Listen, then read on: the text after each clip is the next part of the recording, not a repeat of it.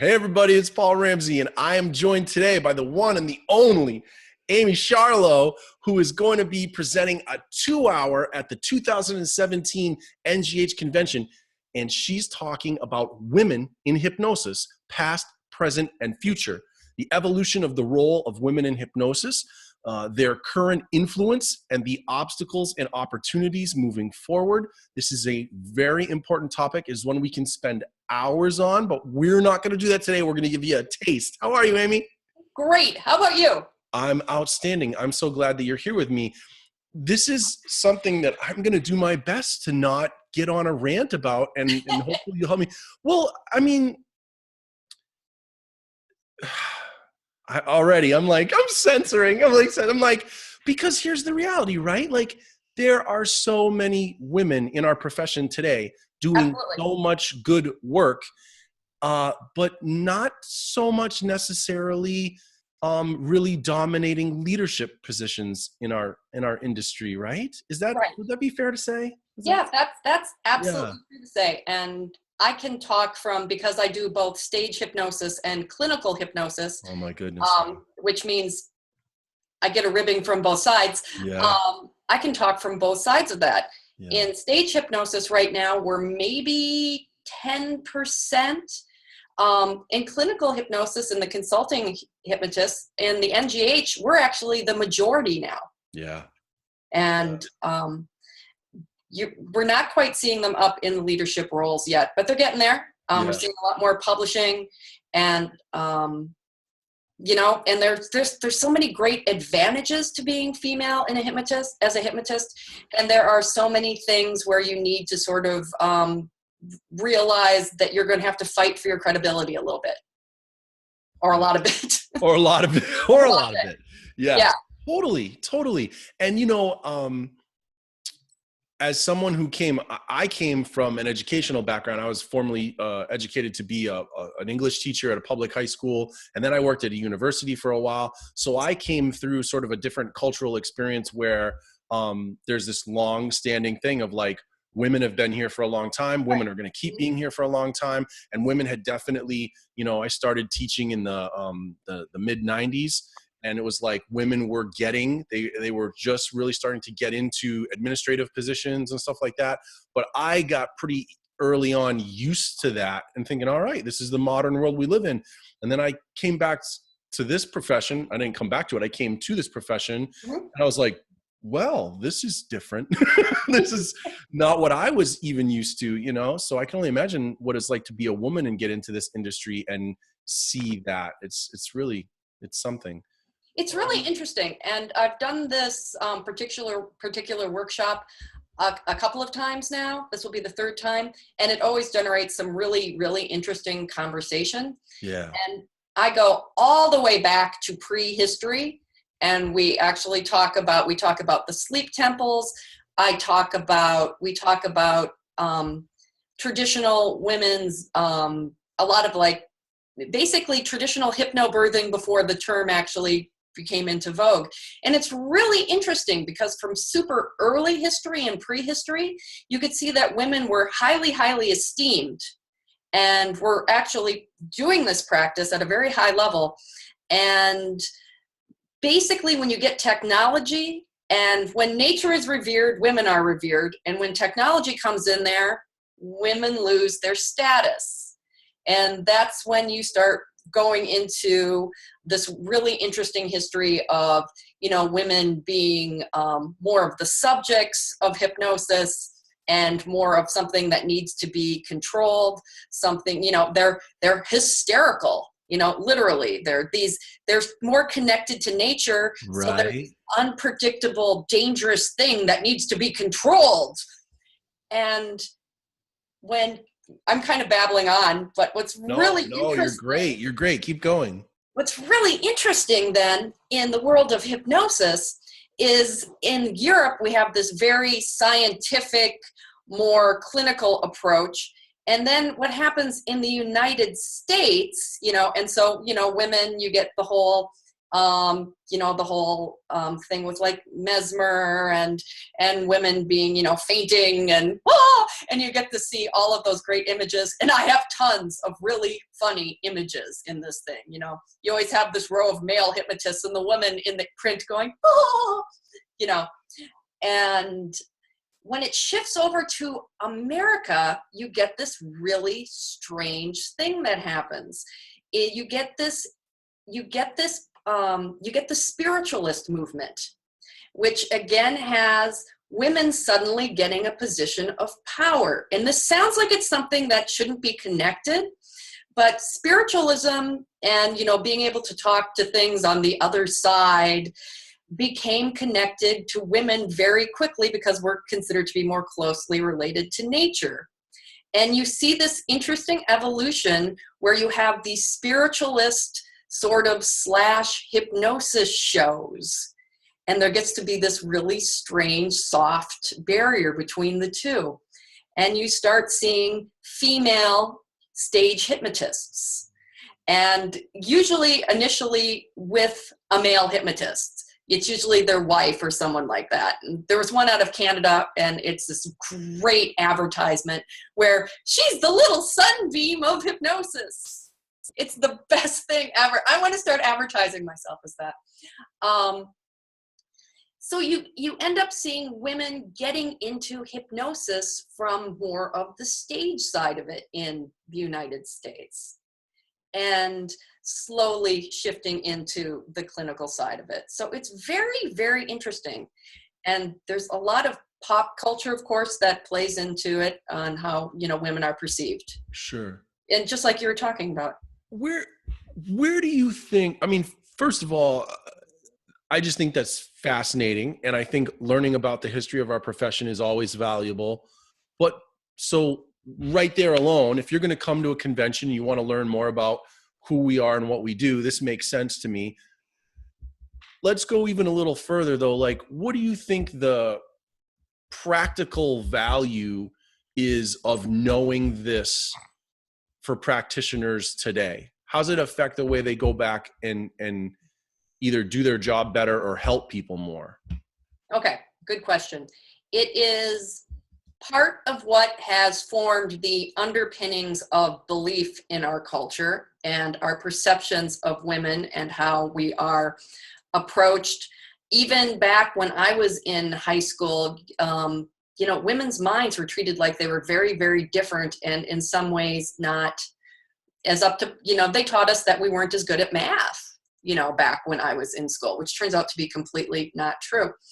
And so just getting into the professional environment and realizing that there are these perceptions of women. I'm kind of wandering off course here a little bit.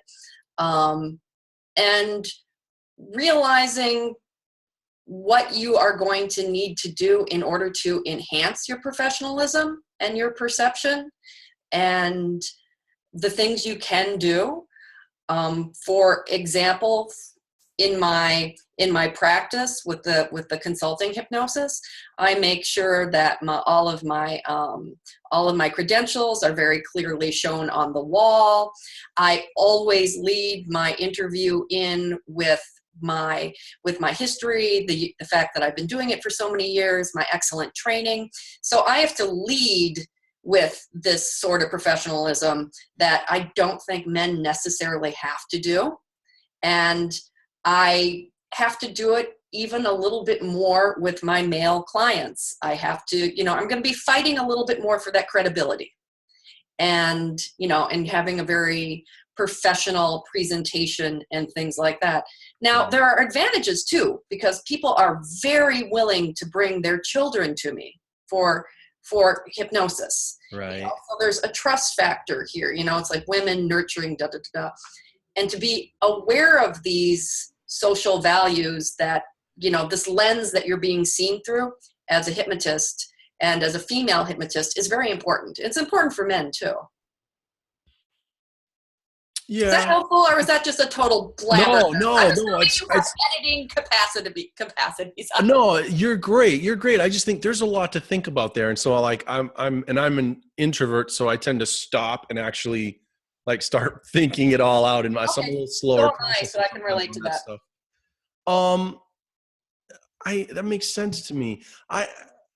I guess I'm looking to, I want to keep connecting what we're talking about to your session. So your session, I don't think I said it before. Your session is on Friday, August 11th from 11 a.m. to 12:50 p.m. Mm-hmm. And people who come to this session, the learning outcomes: acquire a rich history of how women contributed to the development of hypnosis, receive the current statistics of women in hypnosis, stage clinical clients, review the strengths and challenges of the female hypnotist and learn how to identify your own, and see the projected view of the participation of women in hypnosis in the future. That's the stuff you're committed to sharing with people at this and getting them to walk away with those kind of learning outcomes. Where, for you in your professional development, where did that, all of this stuff become important to you for like doing what you do? Like, quite frankly, like, I'm not going to sit here and say that I've spent a lot of time thinking about those things, because I have that privilege where I don't really need to,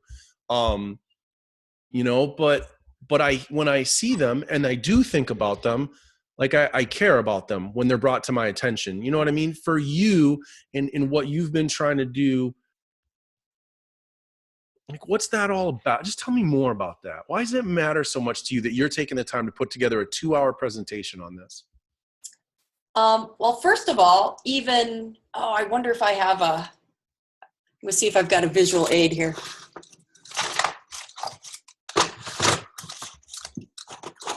We are now, don't know where it went. I was looking for my NGH badge. Oh yeah. I love the badges, but we're now the majority of females are the majority of the NGH. Right. And the tags, you will notice, our name tags are still the name tags that go into a man's blazer pocket. And so you're going to see women running all around the NGH, and we've got them tied around our necks with strings and stuff. Yeah. But I actually love those badges. I think they're really fun. Yeah. But just, it's sort of a hanger on from a previous time. Right. What really, to be completely honest, what really brought it to my attention is I did start out as a stage hypnotist, and I was trained by all men, and I got to do a lot of real life experiments of being a female on stage and how that's perceived. And as a hypnotist, this kind of gave me an advantage when I started doing consulting hypnosis, because I got a lot of chance to really play with how I'm perceived on stage, where you want to be friendly and approachable, but you also need to have some authority.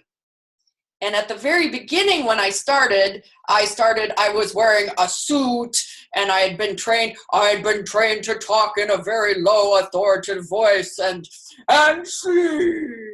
And somewhere out there is some really humiliating video of me doing that. And that's what I thought I needed to do. And then I flipped over to the other side where I wanted to be female on stage. And I discovered what you're wearing on stage as a female makes a difference to how effective the show is. That's interesting. Something that should be that irrelevant. If I'm wearing something flowy on stage, I don't have as many people hypnotized. I have to look slightly masculine. Yeah. On stage. And so it became really important for my success. And also, for the longest time, I was being advertised as a female hypnotist, and I never quite felt comfortable as that. Like, people were sticking, like, when other people would stick female hypnotist into the copy? Yes. It happened all the time. And like people like reading my intro or introducing, or actually when I started, this is like the early 2000s, I would walk into an event and you could actually hear it going throughout the room. The hypnotist is a girl. The hypnotist is a girl. Not even not a woman.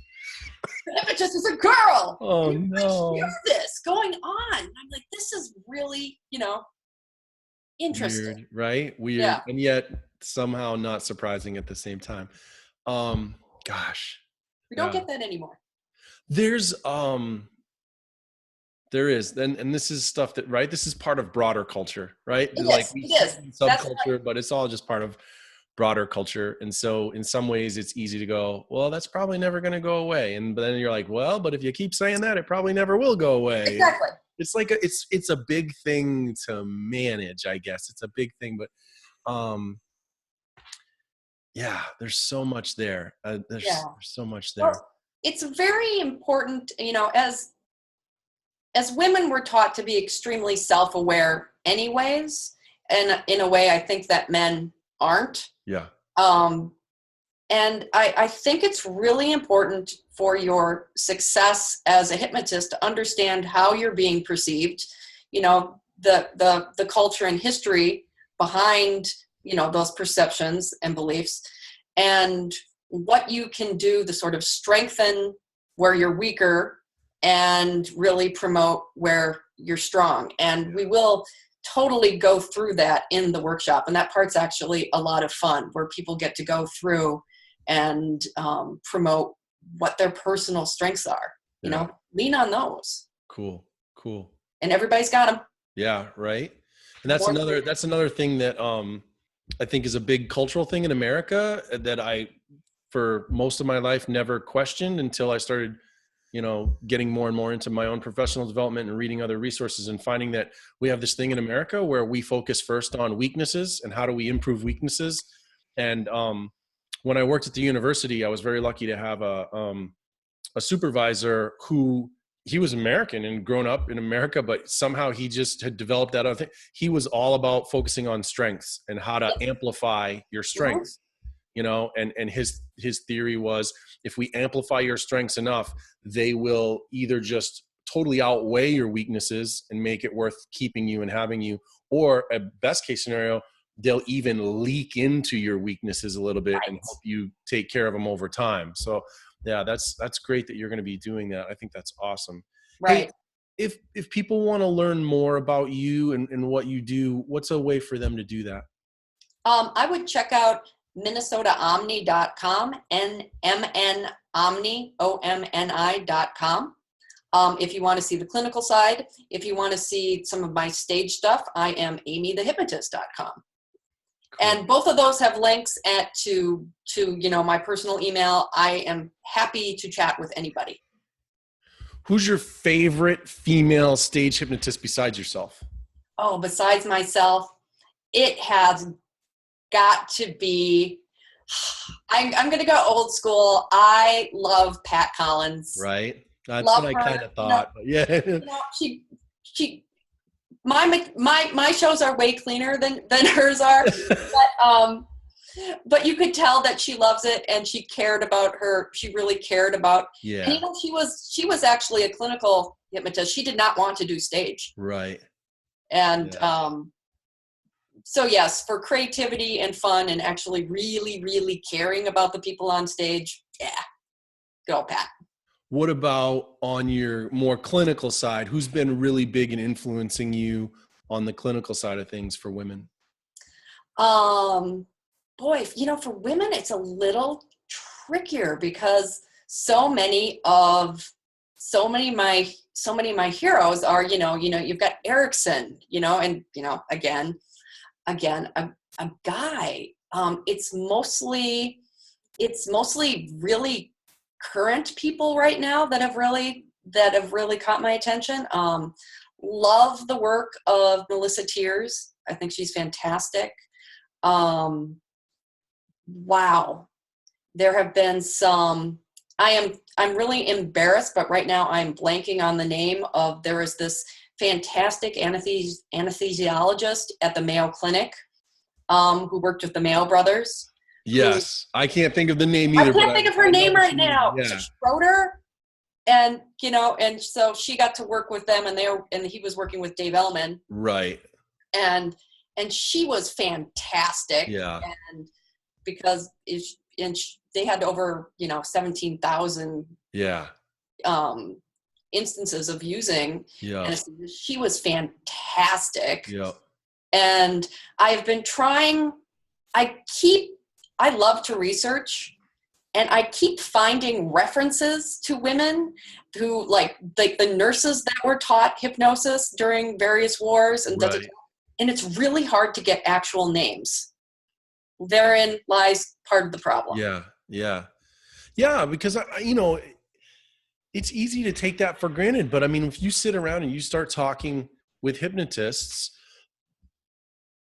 if you sit around and you starting with hypnotists and about the history of our profession, I mean, it just like people talk about Ellman, they talk about Erickson, they talk about Boyne, they talk about Harry Aarons, right? Yep. Like there's probably a half a dozen names that come up very, very quickly, and they're all men. And you're like, there's no way that, I mean, not to take anything away from what those men achieved in Absolutely not. their careers, but there's just no way that they had like all that real estate. There's, like it's a hard thing. Yeah. Well, if you don't mind me wandering into another sort of weird thing, another thing to realize is that, women as, healers, as nurses, as helpers have traditionally not taken all the credit and have traditionally not taken the spotlight. Yeah. And there is also an important cultural expectation where women are supposed to be really, really nice. Okay? Yeah. This leads to women being expected not to charge as much and being expected to donate a lot of things and to work for free and things like that. Yeah. And that's another thing we have to, because we're not jerks, but this is a profession. Right. And to stand up and ask for what you're worth. Right. And that's a really, in fact, this is the first time I'm going to have a section specifically on that. Yeah. In the workshop. Yeah. Good. That makes sense. I think standing up and getting what you're worth financially. Yeah. Good for you. Yeah. Good for you. It's heavy stuff. Yeah. It's important stuff. Cause again, there's so many women out there who are doing fantastic stuff. And I think that you can extend it to, I would say it about our profession in general. There's a lot of people out there doing great stuff who aren't getting what they're worth, who are almost afraid to ask for what they're worth. But especially, I get what you're saying with regard to the way that women have been sort of socially moved in that way. And there's just so much good stuff happening out there. And it's great. It's great. I'm so glad you're doing this. I'm so grateful that you're doing this. So you guys, just another reminder, we're talking about Friday, August 11th at 11 a.m., Women in Hypnosis, Past, Present, Future with Amye Scharlau. Go hang out and learn something, grow your brain. And, maybe this is that kind of stuff that for some of you who are maybe new to the profession, or maybe you've been trying to practice for a while and you haven't gotten things to click to that next level. Sometimes having these conversations and creates that reframe for you about how you look at yourself and your practice, and makes you just get that little clicks into place that lets you go back after the convention and really take things to the next level for you and your practice. So Amye, thank you so much for making time for me. I'm grateful. Yeah, well, thank you so much for doing this. You're very welcome. I'll see you in August. All right.